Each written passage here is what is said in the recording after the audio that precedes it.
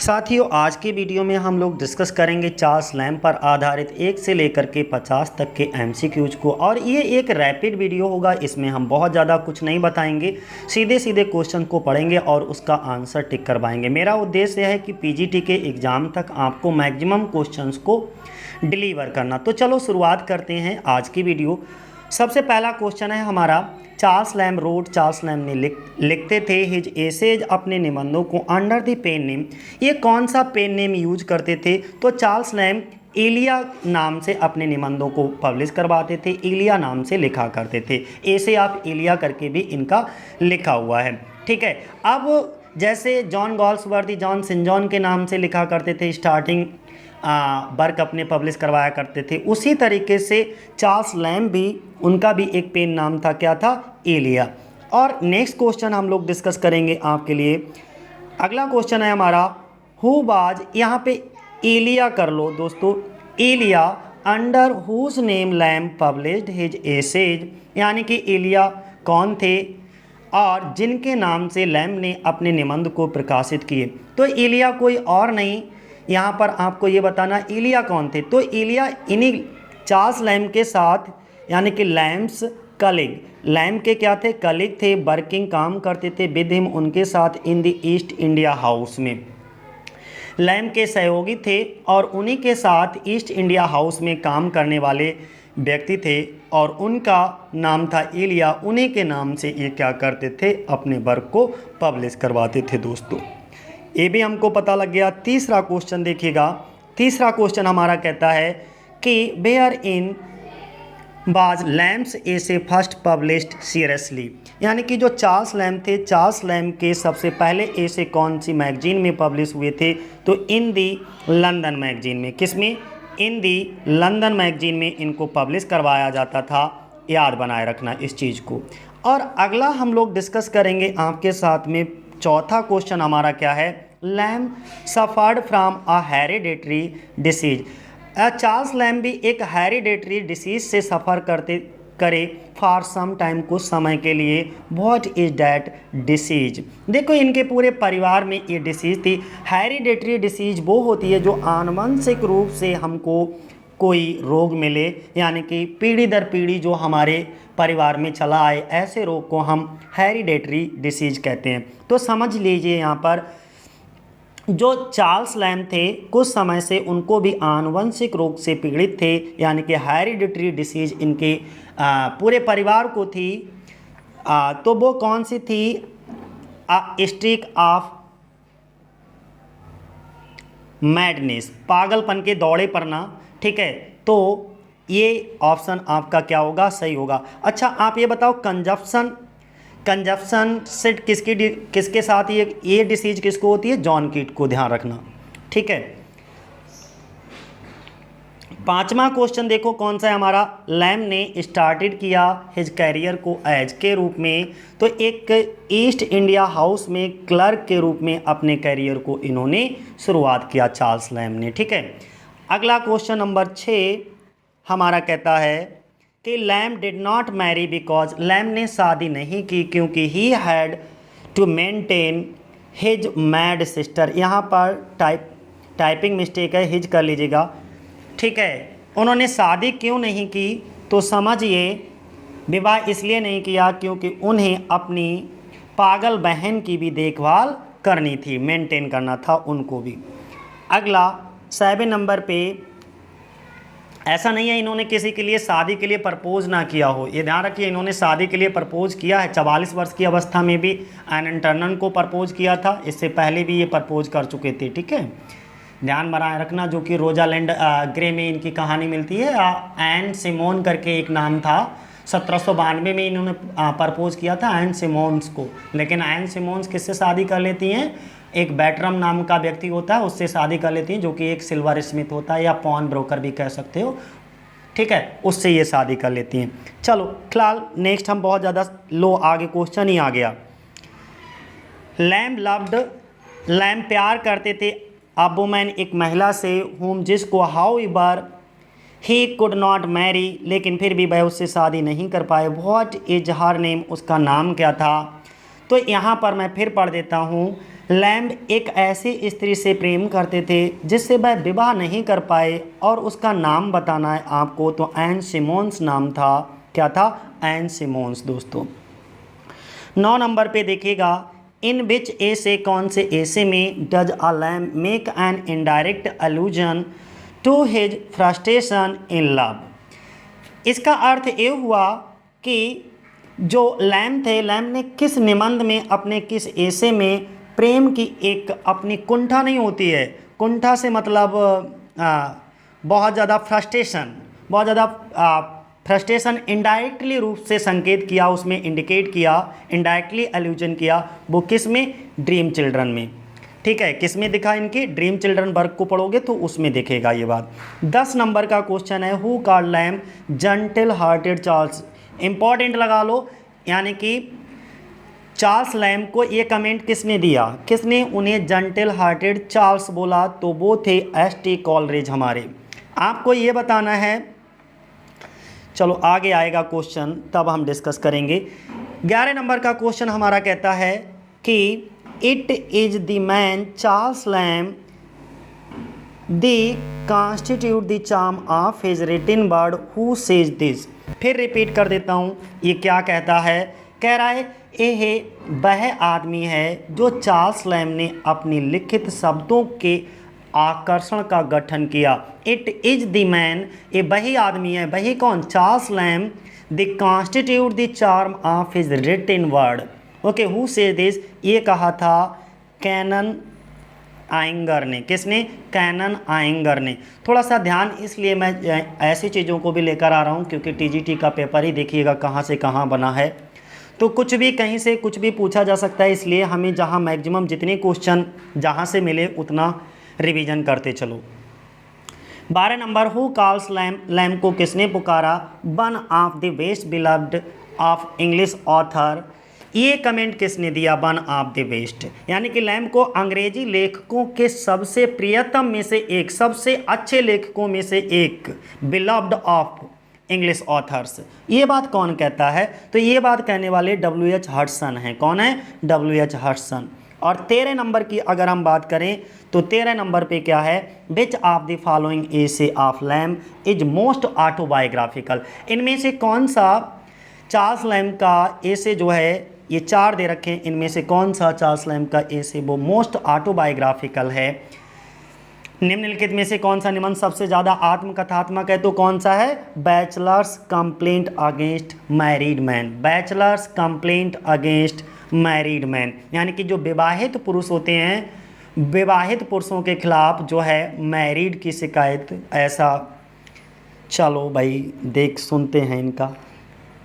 14 number का question कहता है कि which of the following essay of lamb is most pathetic. सबसे ज़्यादा पैथेटिक कौन सा होता है 14 नंबर पे, यानी कि लैम्ब का निम्नलिखित में से कौन सा निबंध सबसे ज़्यादा पैथेटिक है?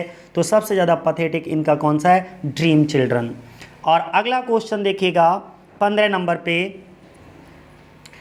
B are not of Alice nor of thee nor are we children at all. ये लाइनें कहाँ की हैं? ये लाइनें भी कहाँ की हैं? ड्रीम चिल्ड्रन की। ठीक है, हम ना एलिस के हैं, ना आप के हैं, और ना ही हम बच्चे हैं। ठीक है, ये भी कहाँ से हैं? ड्रीम चिल्ड्रन से। और अगला 16 नंबर का क्वेश्चन हमारा कहता है कि the children of Alice call Bartrum father. Important है भैया, इसको कहीं पर भी लिख लीजिएगा अपनी कॉपी में कि एलिस के बच्चे वाटरम को पिता कहते थे। एलिस के बच्चे वाटरम को पिता कहते थे।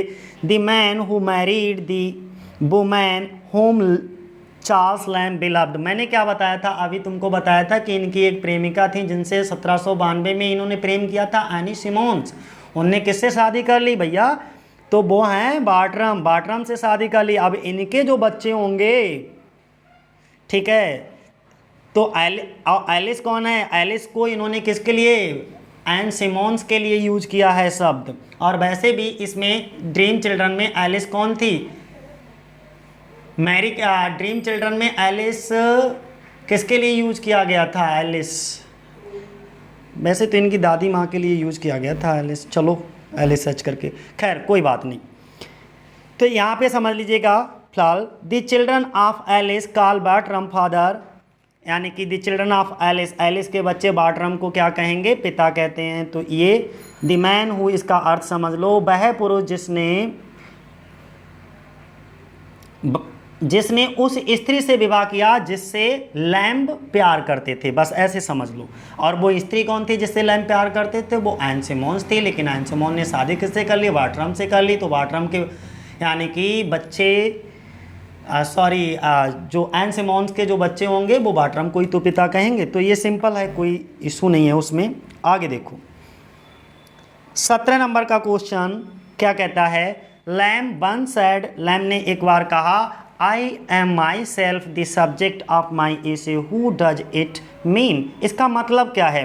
तो पहले इसको समझ लो ना अच्छे से। क्या है कि एक बार लैम ने ये कहा था कि मैं स्वयं अपने निबंधों का विषय हूँ, यानी कि जो भी ये निबंध लिखा करते थे, जो भी ऐसे लिखा करते थे, उन एसेज में इनकी लाइफ स्टाइल झलकता था, यानी कि इनके खुद का जीवन झलकता था। तो ये बात इन्होंने एक बार खुद ही कही थी। तो ये क्या है, इसीलिए इनके ज़्यादातर एसेज क्या होते हैं, सब ऑटोबायोग्राफिकल होते हैं, यानी कि that his essays are largely autobiographical. Clear हो गया।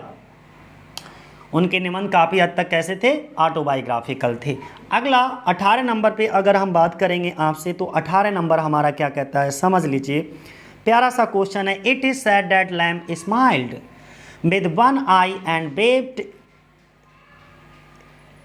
विद, यहाँ पे विद होगा WITH, ठीक है, विद द अदर, और एक आँख से ये रोते थे, यानी कि प्यार झलकता था, और दूसरी एक आँख से ये मुस्कुराते थे, यानी कि प्यार झलकता था, दूसरी आँख से ये रोते थे, यानी कि दुख झलकता था। व्हाट डज इट मीन, इसका मतलब क्या है। तो होमर एंड पाथोस का ब्लेंडिंग हो गया इनका, सुख और दुख का, है ना। तो थोड़ा एक बार और समझ लीजिए इसको, अच्छा क्वेश्चन है, ये पूछा जा सकता है आपसे।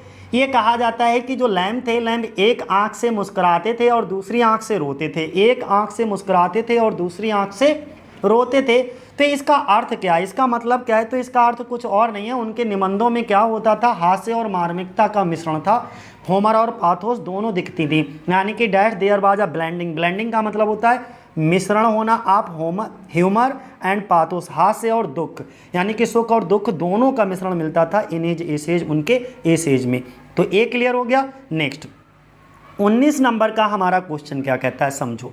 19 नंबर कहता है, Lamb's memory will retain its fragrance as long as the best spice expended on the Pharaohs who said this. तो यहाँ पर थोड़ा समझने वाली बात ये है 19 नंबर में, जो लैम्प थे, लैम्प की स्मृति में अपनी जो रिटेन इट्स फ्रेग्रेंस, फ्रेग्रेंस का मतलब होता है सुगंध आना, अपनी सुगंध को, अपनी खुशबू को बरकरार रखा जब तक कि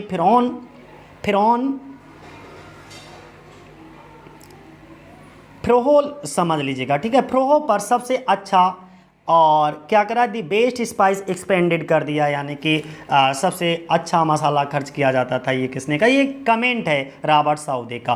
तो एक बार ऐसे ही पढ़ लीजिएगा, इसको थोड़ा सा क्लियर नहीं हो पा रहा है कि उसमें अगर हिंदी निकालेंगे बड़ा अजीबोगरीब कहानी चीज़ है, पता नहीं किस सेंस में बोल रहे हैं। Will retain its fragrance as long as the best spice.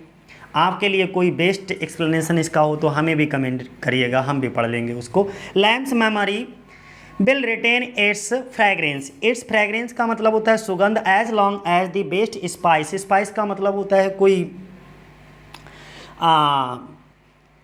मसाला वगैरह, उसे कह सकते हैं। एक्सपेंडेड खर्च किया गया ऑन दी, ओके, फ्रोन्स। तो हु सेड दिस, ये किसने कहा, रॉबर्ट साउदी ने कहा था, ठीक है। और अगला क्वेश्चन हमारा 20 नंबर का, ये क्या कहता है, व्हाट इज लैम्प्स जॉन वुडविल। जो लैम्प की एक जॉन वुडविल है वो क्या है, एक ट्रैजिक प्ले है, इंपॉर्टेंट है, पूछा भी जा चुका है परीक्षा में आपकी। और 21 नंबर का question, Lamb wrote tales from Shakespeare in collaboration with, इन्होंने कोलाब्रेशन में जो चिल्ड्रन टेल्स थी वो 3 लिखी थी, 3 इनके कोलाब्रेशन वर्क आए थे, 3। तो उनको भी ध्यान बनाए रखना, पढ़ के जाइएगा क्योंकि इंपॉर्टेंट हैं, चिल्ड्रन टेल्स पर आधारित हैं। तो ये जो लैम्प ने टेल्स फ्रॉम शेक्सपियर था, तो इसमें टोटल 20 प्लेज थे, ध्यान रखिएगा शेक्सपियर के। जिनको इन्होंने समराइज किया था, चार्ल्स लैम्ब और मैरी लैम्ब, इनकी बहन चार्ल्स लैम्ब और मैरी लैम्ब, माफ़ करिएगा, तो दोनों ने समराइज किया था 20 प्लेज में, जिसमें जो मैरी लैम्ब थी उन्होंने किसको कॉमेडीज़ को डील किया था इसमें, जो कि 14 थी, और जो चार्ल्स लैम्ब थे उन्होंने 6 ट्रेजेडीज़ को डील किया था इसमें। ठीक है, तो इतना ही जानकारी इसमें रखिएगा, काफ़ी है। नेक्स्ट 22 नंबर पे Charles Lamb is best known for as. Charles Lamb सबसे ज़्यादा किसके लिए जाने जाते हैं? तो चार्ल्स लैम्ब सबसे ज़्यादा किसके लिए जाने जाते हैं, बात समझिएगा, किसके लिए सबसे ज़्यादा जाने जाते हैं? तो एसे ऑफ इलिया के लिए। What is Lamb's Prince Dorus? उन्होंने कहा कि लैम्ब्स प्रिंस डोरस क्या है? ये कुछ और नहीं है, अ फेरी टेल्स इन वर्स है। ओके, कविता के रूप में एक फेरीज की कहानियाँ हैं। 24 नंबर पे one of the following essays is written by Lamb, which one? तो नीचे से 24 नंबर पे निम्नलिखित में से कौन सा निबंध लैम्ब द्वारा लिखा गया है? तो कौन सा निबंध लिखा गया है? ये तीनों नहीं लिखे गए हैं। तो क्राइस्ट हॉस्पिटल को किसने लिखा? चार्ल्स लैम्ब ने। इस तरीके को क्वेश्चन आजकल बहुत बढ़ रहे हैं टीजीटी में भी आपने देखा होगा कि 3 वर्क दे दिए, कौन सा मिसमैच है, कौन सा, तो इस तरीके के वर्क को जरूर देखिएगा इनके, इसीलिए वर्क सभी हमें तैयार होना चाहिए। जितना भी मैक्सिमम पढ़ सकते हो उतना पढ़िए, मैं तो यही कहूँगा। 25 नंबर पे one of the following essays is not written by Lamb, which one? 25 नंबर भी यही कह रहा है कि निम्नलिखित में से कौन सा निबंध लैम्ब द्वारा नहीं लिखा गया है? तो कौन सा नहीं लिखा गया है? My school and school masters नहीं लिखा गया है, बाकी मॉडर्न गैलेंट्री लिखा गया है, ओल्ड चाइना लिखा गया है। ठीक है, आगे देखो 26 नंबर पे क्या कहता है?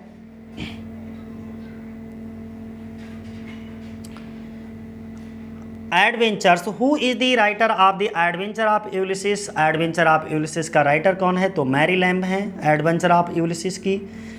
और 27 नंबर पे देखिएगा, the essay is South Sea House written by, ये साउथ सी हाउस एसे किसके द्वारा लिखा गया है? ये चार्ल्स लैम्ब के द्वारा लिखा गया है, सिंपल सा है। 28 नंबर पे समझिए, okay, Mrs Battle's opinion on which is an essay find it, तो essay of Elia by Charles Lamb. 28 number पे जो मिसेस बैटल्स थी की राय में जो वेस्ट इज एन एसे है वो किस में है लिखा हुआ? इस एसे की बात करना है, ये इस वाले एसे की। ठीक है, वो काय में है? तो जो चार्ल्स लैम्ब का एसे ऑफ इलिया है, ये पूरा Mrs Battle's opinion on whist. ठीक है, ये पूरा एसे, ये कहाँ मिलेगा आपको? ये एसे ऑफ एलिया का पार्ट है। ठीक है, ये एक कलेक्शन था तो उसी में ही आया था 28 नंबर। और 29 नंबर की बात करते हैं, तो which romantic novel by Charles Lamb? Charles Lamb के द्वारा कौन सा रोमांटिक नॉवेल लिखा गया? तो आज रोजामेंट ग्रे लिखा गया है, अ टेल ऑफ रोजामेंट ग्रे होगा। ठीक है, ये इनका वैसे तो नॉवेला है, ये भी ध्यान बनाए रखना। ठीक है, और 30 नंबर पे देखिएगा, who has written the essay the old venture of the old inner temple? तो ये चार्ल्स लैम्ब ने लिखा है, और the old venture of the old inner temple जो है वो Elia on the old venture करके भी एक है इनका, और इसमें अपने फादर को इन्होंने डिपिक्ट किया है, और फादर को किसके? लॉबेल के रूप में डिपिक्ट किया, LOBEL के रूप में। ठीक है, आगे देखो, नेक्स्ट पढ़ते हैं हम लोग। 31 नंबर की बात करें तो when was Charles Lamb born? Charles Lamb का जन्म कब हुआ? तो इनका जन्म जो हुआ था वो 1775 में हुआ था इनर टेम्पल में, यानी कि 10 फरवरी 1775 ऐसे करके याद करना इनर टेम्पल। और ये इनर टेम्पल क्या है? सिटी ऑफ लंदन है। ठीक है, और यूनाइटेड किंगडम में, ऐसे याद करना। इनकी मृत्यु भी अच्छे से याद रखना है। ठीक है, 27 दिसंबर 1834 को इनकी एडमिंटन लंदन में इनकी मृत्यु हुई थी। ठीक है, पिता जॉन लैम्ब आपको पता ही है, याद ही है। और इनके पिता जो जॉन लैम्ब थे एक क्लर्क थे, कहाँ? एक बैरिस्टर थे, एक वकील थे इनर टेम्पल में ही। उनका नाम था मिस्टर सैमुअल साल्ट करके ये था। ठीक है, और इनकी जो माता जी थी उनका नाम था एलिजाबेथ फील्ड। तो ये सब चीज़ें आपको ध्यान बनाए रखना है। और एक चीज़ और इम्पॉर्टेंट ध्यान बनाए रखना, मैं बोल देता हूँ ऐसे ही, जब इन्होंने एजुकेशन लेने गए थे क्राइस्ट हॉस्पिटल में, ठीक है, जो कि एक चैरिटी बोर्डिंग स्कूल था, वहाँ पर इनकी एक दोस्ती हुई थी एस टी कॉलरेज से, तो वो भी ध्यान बनाए रखना चीज़ें। तो ये कुछ चीज़ें हैं जो कि आपको ध्यान बनाए रखना है।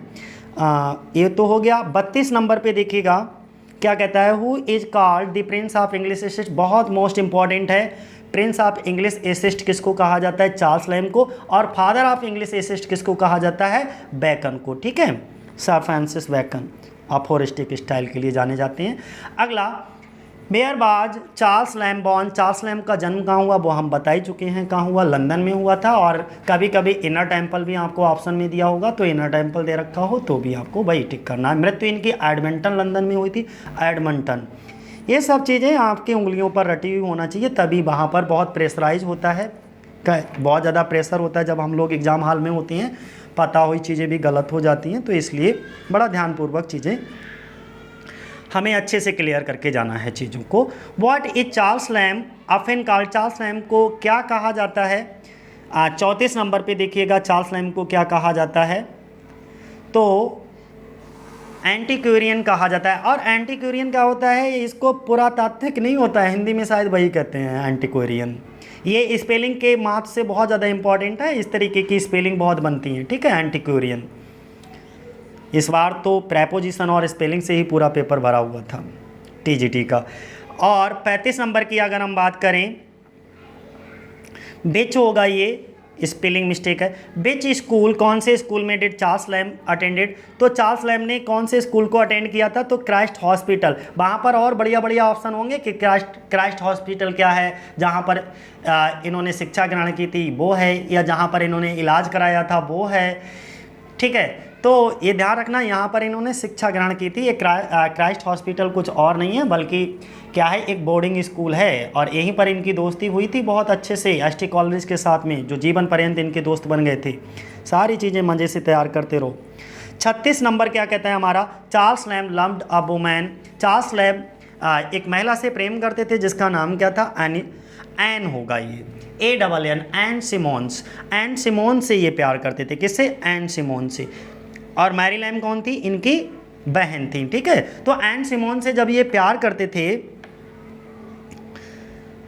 तो इन्होंने इनके प्रपोजल को एक्सेप्ट नहीं किया। बाद में क्या हुआ कि इन्होंने किससे शादी कर ली, ये ध्यान रखना, बैटरम से शादी की थी, ठीक है। और बैटरम कौन थे, वो एक सिल्वर स्मिथ थे, या पॉन ब्रोकर भी लिखा होगा कहीं, PAWN, पॉन ब्रोकर, ठीक है, BROKER ब्रोकर, पॉन ब्रोकर करके लिखा होगा।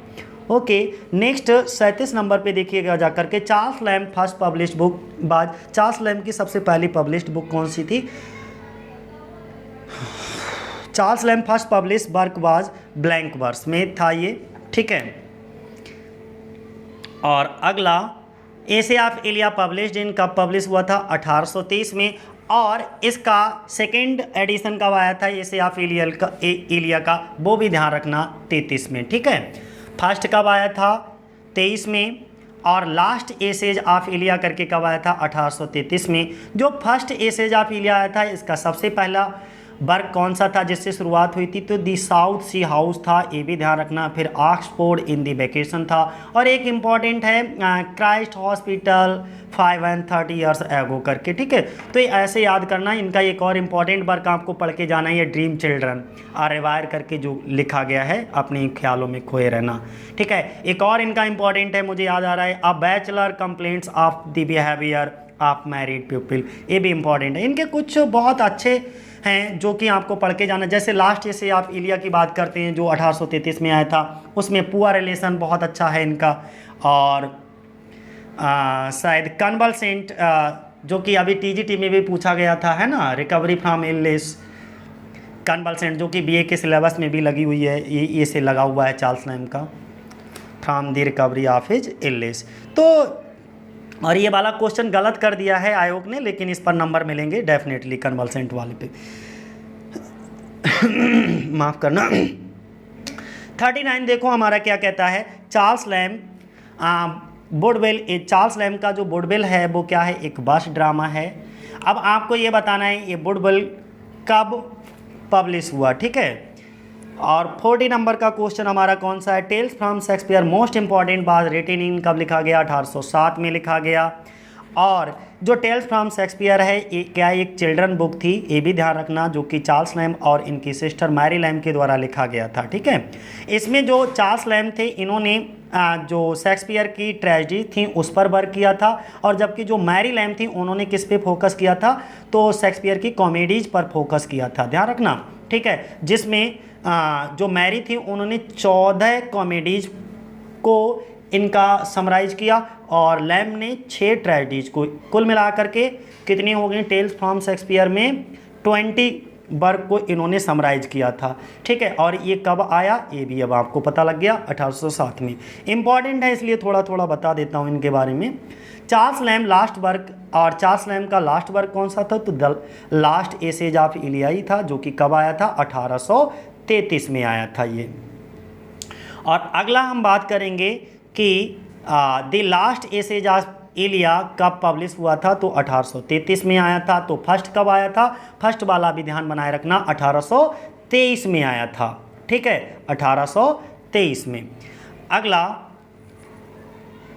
इन चाइल्डहुड लैम्ब को क्या मिल गया था, इन चाइल्डहुड बचपन में ही लैम्ब को चिकन पॉक्स। ठीक है, और 44 नंबर पे who says lawyers I suppose were children Burns, Charles lamb, ये चार्ल्स लैम्ब ने कहा।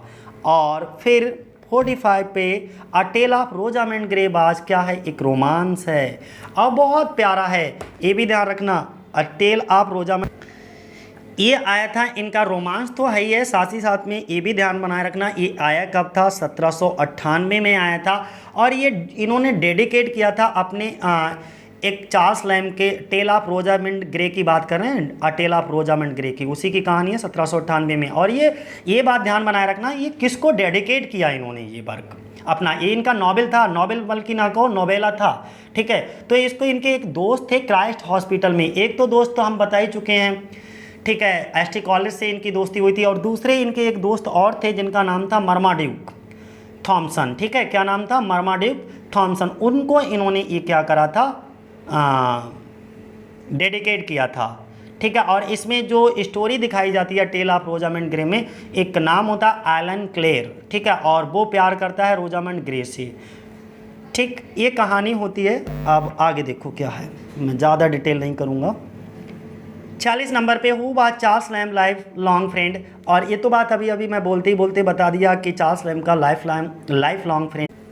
इस क्वेश्चन में मैं आपको एक बहुत प्यारी बात चार्ल्स लैम्ब के बारे में बताता हूँ, शायद ही आपको पता हो। Charles lamb suffered all his life with, काय से, ये पूरा जीवन भर क्या करते थे, स्टार्टिंग का मतलब होता है हकलाना।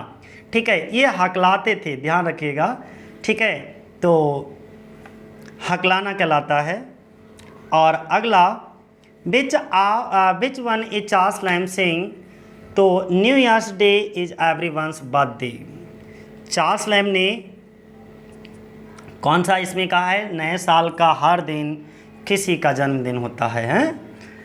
और अगला देखो next, China in old China means क्या है, पोट्री, मिट्टी के बर्तन। पुराने चीन में चीन का अर्थ है, China in old China means. और पोट्री POTTERY, जिसका मतलब होता है मिट्टी के बर्तन, ध्यान बनाए रखना। और आज का last question, where did Charles Lamb work for a living, तो साउथ सी हाउस। ठीक है, किसमें चार्ल्स लैम्ब के सभी वर्क कहाँ पब्लिश होते थे, तो साउथ नहीं माफ़ करिएगा, where did Charles Lamb work, वो काम कहाँ करते थे फॉर अ लिविंग, यानी कि तो साउथ सी हाउस में काम करते थे। ए वाला ऑप्शन आपका क्या होगा, सही हो जाएगा। ठीक है, और इसके बाद इन्होंने साउथ सी हाउस में काम करने के बाद एक और कंपनी में वर्क किया था, उसका नाम क्या था, आपको कमेंट कर देना आप थोड़ा बहुत। ठीक है, इनके कुछ मोस्ट फेमस वर्क हैं, इनको ज़रूर देख करके जाइएगा, जैसे blank verse, a tale of Rosamund Gray, tale from Shakespeare, John Woodvil, adventure of Ulysses, on the tragedy of Shakespeare, okay, witches and other, night fear, essay of Elia, last essay of Elia, Elina, ये इनके कुछ most important हैं work, इनको खूब अच्छे से देख लीजिएगा। ठीक है, तो आज के लिए इतना ही साथियों, बाकी आगे हम लोग डिस्कस करेंगे फिर कभी। जय हिंद, जय भारत।